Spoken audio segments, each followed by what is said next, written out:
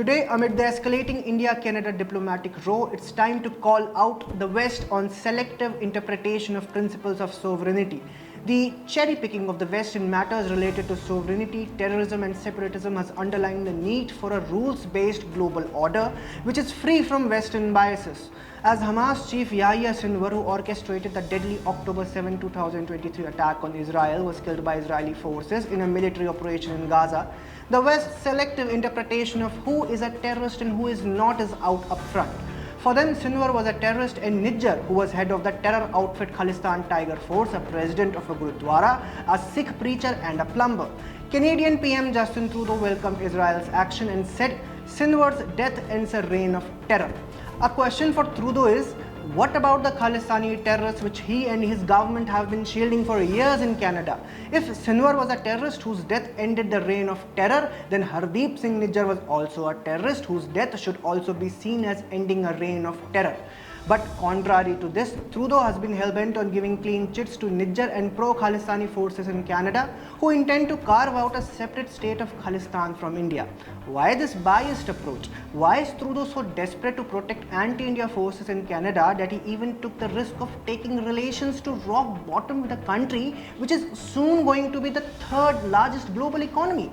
Just for political gains or to appease his bosses in the Five Eyes to use Khalistani card to pressurize India at a time when the world is witnessing a geopolitical reshaping which is directly challenging the US hegemony. This fact underlines the importance and need for a true rules-based international order free from Western dictates. The West must stop acting as if there is one set of rules for the West and another for the global South. Canada accuses India of carrying out covert operations on their soil, targeting radical Khalistani militants. Did Canada raise an alarm when Pakistan's intelligence agency ISI killed a Baloch activist Karima Baloch in Toronto in 2020? Why just because Pakistan is a US's major non-NATO ally and proxy in South Asia? Is this the reason Canada gave ISI the license to carry out covert operations and carry out political assassinations of Pakistani dissidents? During the farmers' agitation in India, Canadian PM Trudeau intervened and supported the farmers. Would Canada accept if India started supporting popular protest against the Canadian government? Canada has for so long kept a blind eye on the concerns raised by India regarding the safe havens which pro-Khalistani forces enjoy in Canada. It also doesn't seem to be overly concerned that some Sikh extremists call for a separate state carved out of India. No measure is taken even when support for violence is on display. Would it be okay for Trudeau if India offered its support to Quebec separatism, which is a political movement whose objective is to achieve the independence of Quebec from Canada? Or it would be okay for Europe if India passed a resolution in its parliament on the disputes between Spain and Catalonia?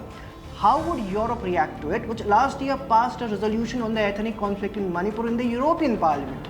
To sum up, we can say that there is an urgent need for the creation of a new rules-based global order free from Western dictates where the same rules must apply to all.